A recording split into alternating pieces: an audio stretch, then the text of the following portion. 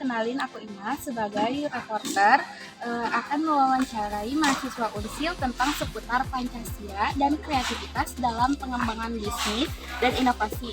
Yuk langsung aja kita cari mahasiswa yang akan ditanya. Oke teman-teman, kebetulan di belakang kita ada kakak-kakak yang sedang duduk. Oke, langsung kita tanya aja.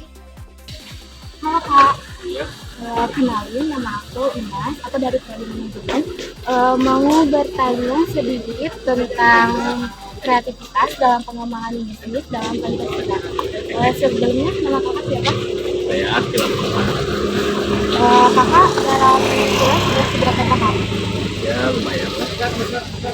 Oke, langsung aja kita ke pertanyaan ya Kak. Ya, Yang pertama, apakah kakak memahami isi dari Pancasila? Seberapa paham Kak? Oke, langsung yang ke pertanyaan kedua ya. Bagaimana dapat paham mengenai cara mengembangkan ide-ide baru terhadap produk atau layanan yang lebih menarik?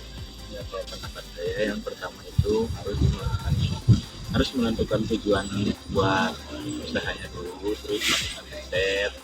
Yang kedua, terus mengikuti referensi flow trend yang ada sekarang.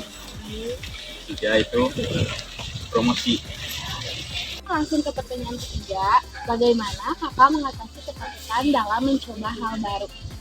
Saya harus bikin planning buat kalau ada resiko kegagalan, terus harus bisa melihat peluang bisnisnya juga, sama harus namanya juga bisnis ya harus berani ngambil resiko. Itu aja sih menurut saya. Oke kakak, kalau gitu makasih ya waktunya udah bisa dijawab pertanyaan dari saya. Makasih kak.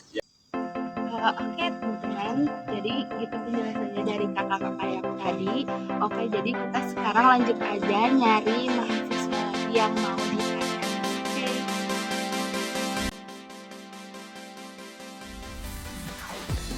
Pancasila sendiri memiliki nilai-nilai yang apabila dijabarkan dapat memuat faktor-faktor yang meningkatkan kreativitas. Contohnya dengan penerapan sila kedua yaitu kemanusiaan yang adil dan beradab. Kita sebagai mahasiswa haruslah memiliki kepribadian yang adil dan berani. Contohnya yaitu mereka yang berani mengambil resiko dari setiap keputusan yang diambil. Seorang yang kreatif adalah mereka yang memiliki pemikiran di luar nalar atau out of the box secara konsep dan mereka tidak akan menyerah pada konsepnya. Beberapa mahasiswa memberikan pendapat tentang cara mengembangkan ide-ide baru dari produk atau layanan yang lebih menarik bagi pelanggan, yaitu seperti menentukan tujuan bisnis yang akan dibangun, serta melakukan riset terkait bisnis yang dijalankan, berpikir kritis dengan mencoba hal-hal baru, mencari referensi mengikuti zaman yang sedang tren, dan melakukan promosi. Ketakutan untuk mencoba hal baru dan mengambil resiko merupakan suatu proses yang memerlukan pemahaman diri dan langkah-langkah tertentu. Untuk mengatasi ketakutan, cobalah dengan langkah-langkah sederhana seperti yang pertama, kenali akar ketakutanmu. Yang kedua, tetapkan tujuan kecil, lihat risiko sebagai peluang, dan yang terakhir yaitu belajar dari pengalaman orang lain. Penting bagi kita untuk terus belajar dan mengejar setiap perkembangan teknologi terbaru, serta mengevaluasi setiap perkembangan yang ada agar sesuai dengan kebutuhan bisnis. Dengan memanfaatkan teknologi ini, kita dapat meningkatkan efisiensi, keamanan, interaksi antar pelanggan, pemasaran, sehingga tetap bisa bersaing di era digital dan dapat terus berkembang.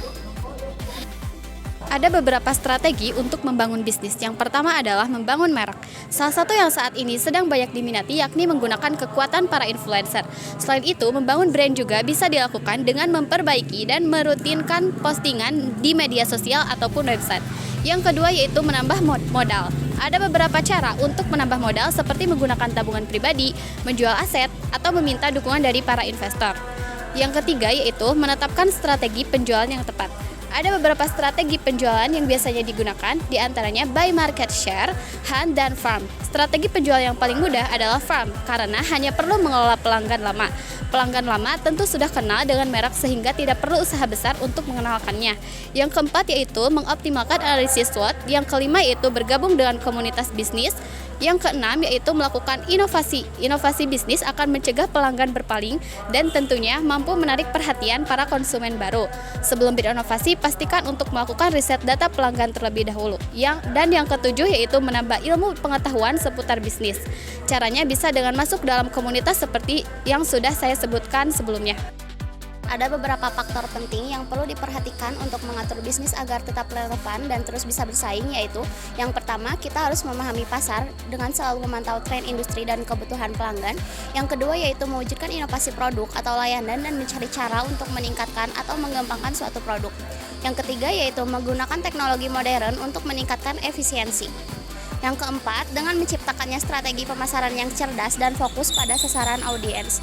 Yang kelima yaitu memberikan pelayanan yang unggul kepada pelanggan agar tercipta umpan balik yang positif dan membangun hubungan yang kuat.